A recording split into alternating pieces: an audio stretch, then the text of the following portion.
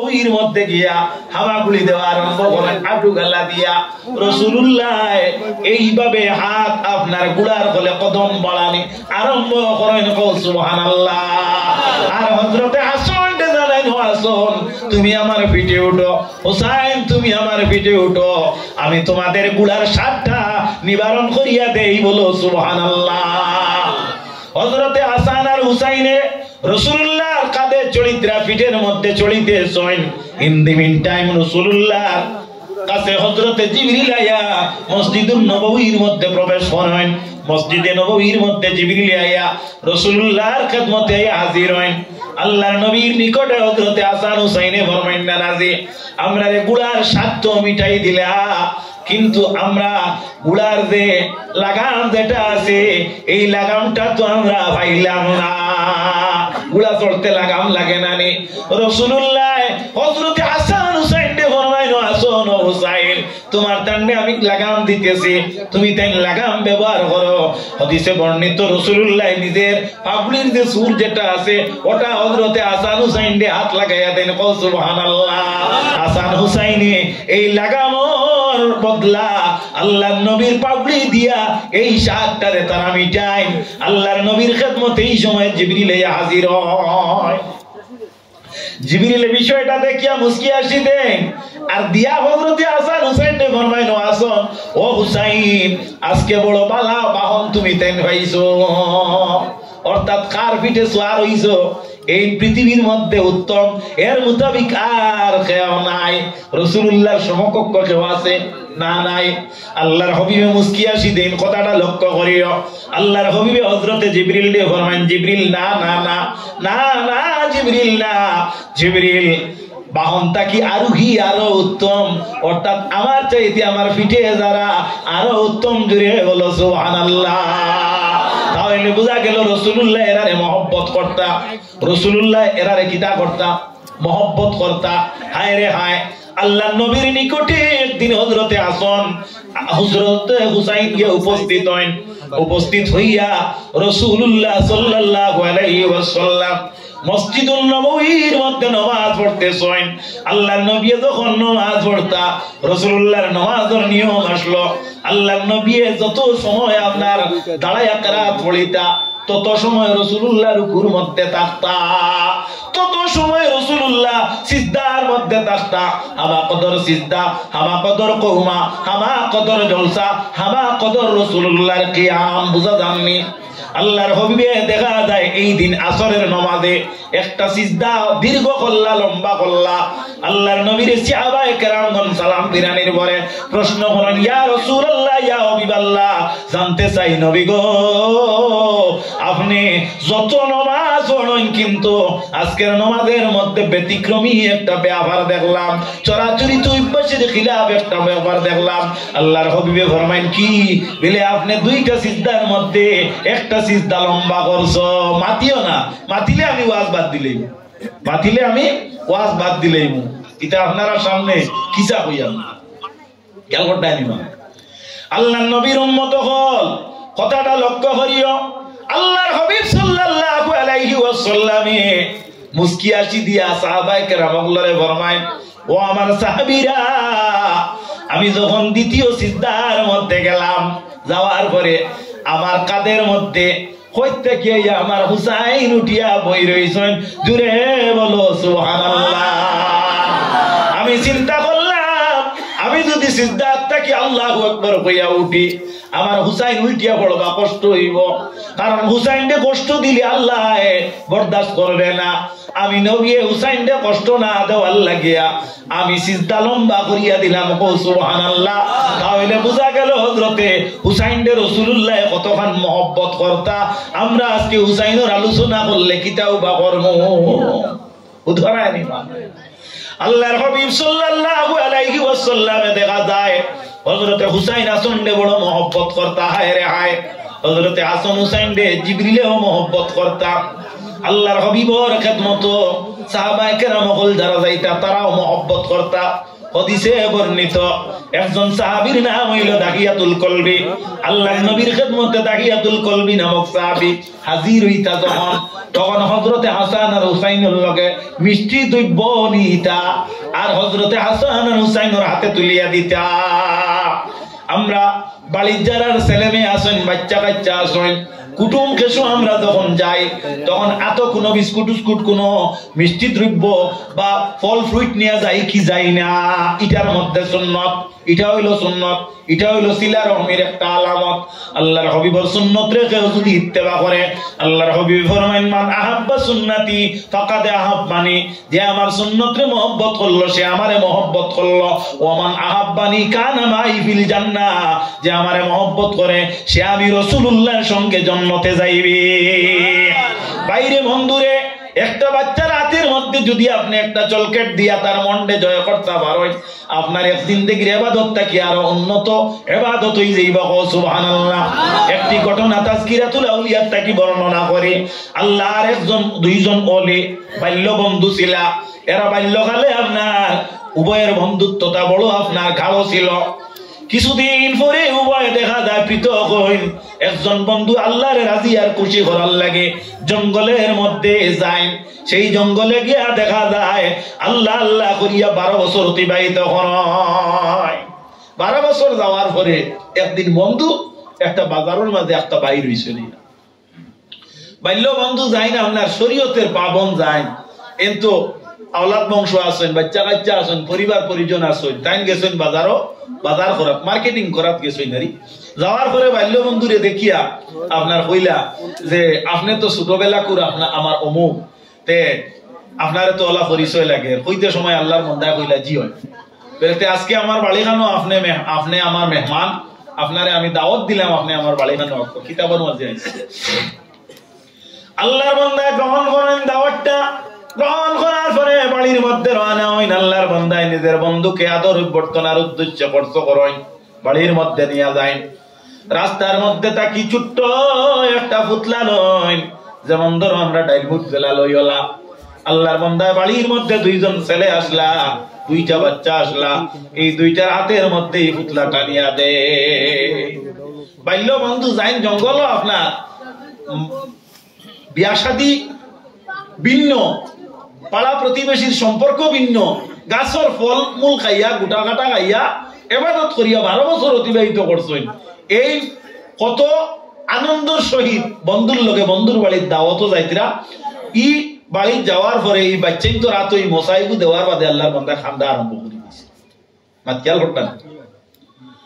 আল্লাহর বান্দা খান্দিতে খান্দিতে এমন ভাবে আপনার দেওয়ানা খান্দনের অবস্থা দেখিয়া বন্ধু কইলা, বন্ধু তোমারে আমি দাওয়াত দিলাম, আমার বাড়িতে আনলাম, আজকে আমি কলঙ্কির দাগি হইম এমন ভাবে তুমি কান্দো, তার কারণ কি, তার মধ্যে রিজনটা কি?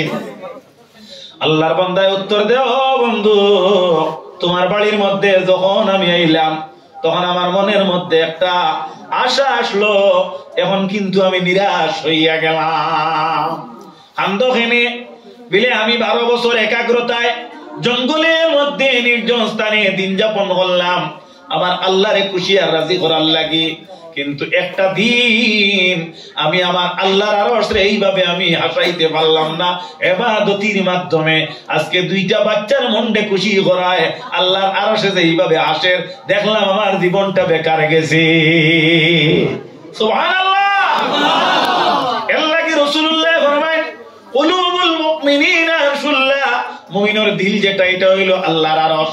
এর লাগি আপনার কাজী নজরুল ইসলামে কইলা, জ্বালাও কুরআন জ্বালাও পুরাণ, তব নর রাজ্যে দিও না হে বেতন। অর্থাৎ তুমি কুরআন শরীফ যদি জ্বালাইলাও মাযাল্লাহ, কবির ভাষায় তাই না আপনার আবেগের মধ্যে পড়িয়া কইছেন, কুরআন শরীফ যদি জ্বালাইলাও, পুরাণ যেটা হিন্দু ধর্মগ্রন্থ তারেও যদি জ্বালাইলাও, এটা কিন্তু মানুষে মানিয়া নিব, কিন্তু আল্লাহও মানিয়া নিবা। কিন্তু একটা মানুষের দিলের রাজ্য যদি কেউ নষ্ট করে তাহলে তা কিন্তু আল্লাহ বরদাস্ত করেন না। কবির ভাষায় কইছেন, ও কথাটা আমি কইলাম, মা খেয়াল করতে নিছা।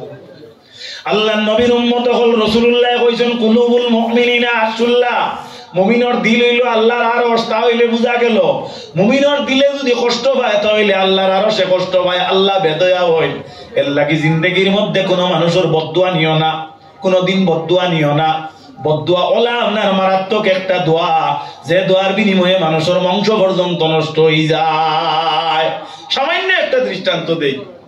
মা হাওয়ায় ফল খাইছিলা ব্যস্ত গেন্দুম গাছ থেকে পইলা, এই গাছ ইগো আসলো আনাম, ফল খাওয়ার বাদে ই ফল ফাড়িছেন যখন ইগুর আনাম ভাঙ্গিছে না, আনাম ভাঙ্গিছে না। কাটল ফাড়িলে আপনার গাছটা কি খস বার হয় না, বা কিছু ফল ফাড়িলে গাছটা কি খস বার হয় না, এই গাছটা কি আপনার ওলা আপনার তুলা তুলা তুলা তুলা ফানি বাড়ানো শুরু হয়েছে। এই ফানি যেটা বার হয় এটা তো কষ্টে বার হয় না, মাতো না তুলা কষ্টে বার হয়।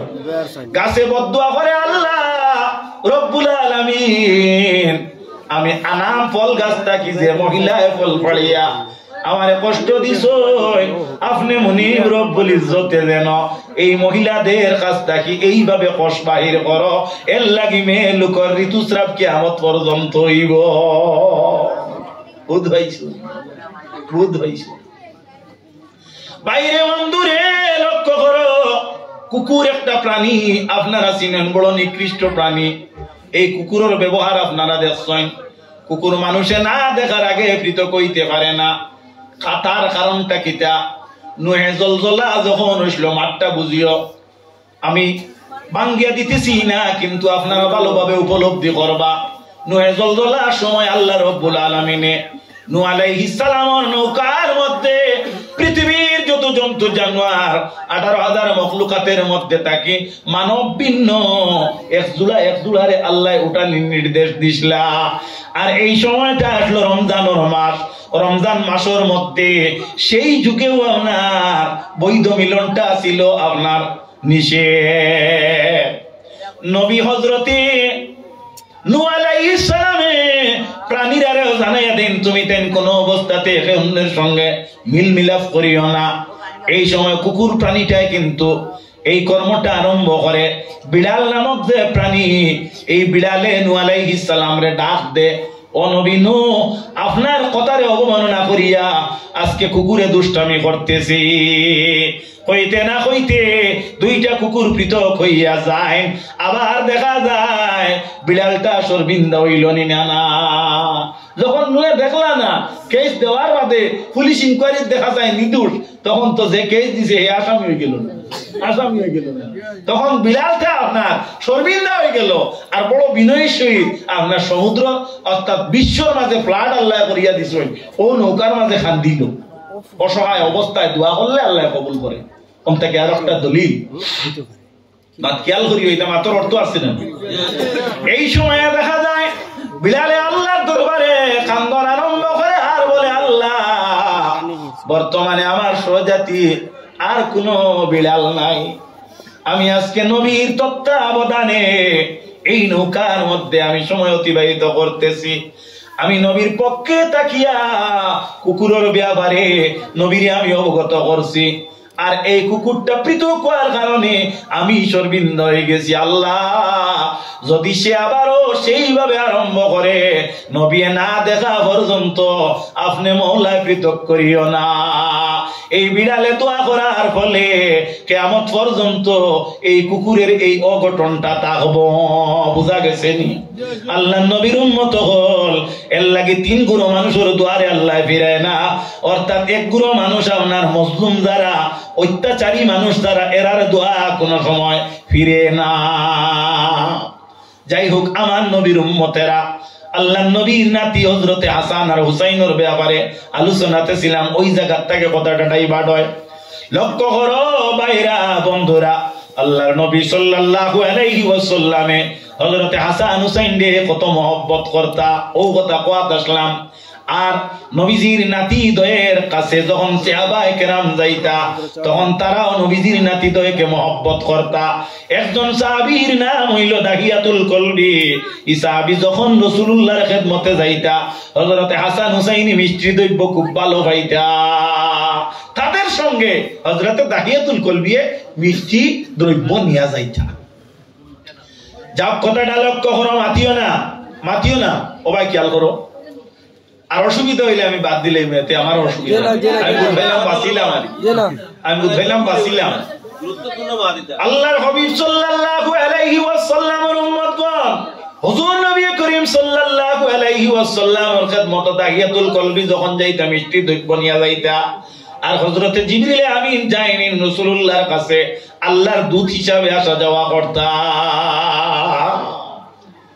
আল্লাহর হাবিব সাল্লাল্লাহু আলাইহি ওয়াসাল্লামের খিদমত একদিন তাহিয়াতুল কলবির সুরতে প্রথম দিন হযরতে জিবরিল আইছেন জিবরিল যতদিন রাসূলুল্লাহর খিদমত আইতা বেশিরভাগ সুরত যেটা ধারণ করতা এটা তাহিয়াতুল কলবির সুরতে জিবরিল আইতা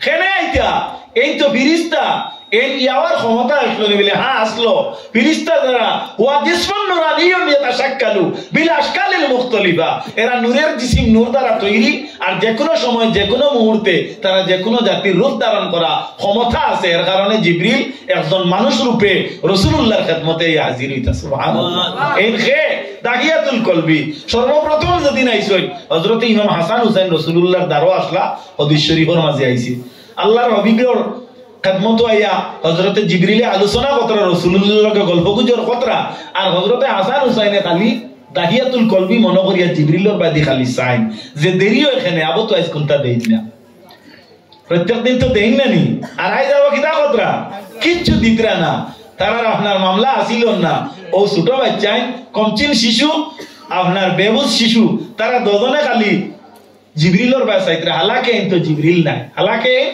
জিবরিল নাই সরি হালাকে এই তাহিয়াতুল কলবি নাই এই হালাকে জিবরিল আস্তা দেখা যায় হুসাইন ছোট হযরতে জিবরিলের দ্বারা গিয়া দেখা যায় পাঞ্জাবির যে হাত ঢুকাই দিছেন হযরতে জিবরিল রাসূলুল্লাহর দিকে তাকায় আর মনে মনে কই নবী গো আপনার খিদমতে কতদিন আইলাম কোনদিন হাসান হুসাইনের এই জাতীয় ব্যবহার দেখি না আজকে কি ব্যবহার আমার লগে হুসাইনে বললা রাসূলুল্লাহ মুস্কি আসি দিনার ফরমাইল জিবরিল আমার হাসান হুসাইন আজকে তুমি যে রূপ ধারণ করি আমার নিকটে আইছো এই ওইলা আমার সাহাবী নির্ভরযোগ্য সাহাবী যার নাম হইল তাহিয়াতুল কলবি এই যখন আইন তখন কোন মিষ্টি দ্রব্য নিয়ে আমার নাতিদের জন্য আইতা ও জিবরিল তাদের মনের ভাব হইল তুমি হয়তো তাহিয়াতুল কলবি হালাকে তুমি তাহিয়াতুল কলবি নাই ইয়া রাসূলুল্লাহ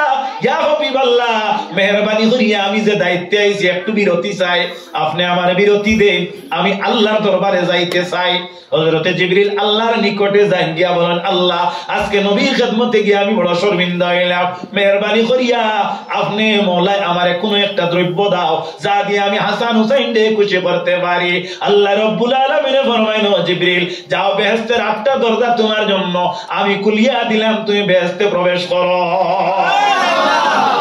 হযরতে হাসান হুসাইনের ব্যাপারে মিষ্টি দ্রব্য আনার জন্য হযরতে জিবরিল বেহেশতের মধ্যে প্রবেশ করেন আর মিষ্টি দ্রব্য সংগ্রহ করেন সঙ্গে নিয়া রাসূলুল্লাহর খিদমতে আইন আইয়া হযরতে হাসান হুসাইনের হাতের মধ্যে দেন হযরতে হাসান হুসাইন আনন্দিত হইয়া উপভোগ করেন আর রাসূলুল্লাহর ফরমান ইয়া রাসূলুল্লাহ ইয়া হাবিবাল্লাহ নানাজি আজকে তাহিয়াতুল কলবির কাছে জিকাও কোন মার্কেটের কোন দোকান থেকে এই দ্রব্যটা কিনিস হযরতে হাসান হুসাইন রাসূলুল্লাহ ফরমান রে হাসান ও হুসাইন এই দোকান জমিনের মধ্যে নাই যা খাওয়ার তুমি তাই খাও বলো সুবহানাল্লাহ আল্লাহ রাব্বুল আলামিন হযরতে হাসান আর হুসাইন রে কত মহব্বত করতা কৃষ্ণপুরের মানুষ তুমি দেন খালি বালা পাও তা নাই আল্লাহ হযরতে হাসান হুসাইন রে মহব্বত করতা সুবহানাল্লাহ হায় রে হায় হায় রে হায় আল্লাহর নবী সাল্লাল্লাহু আলাইহি ওয়াসাল্লামের নাতি হযরতে হাসান হুসাইন যখন বড় হইলা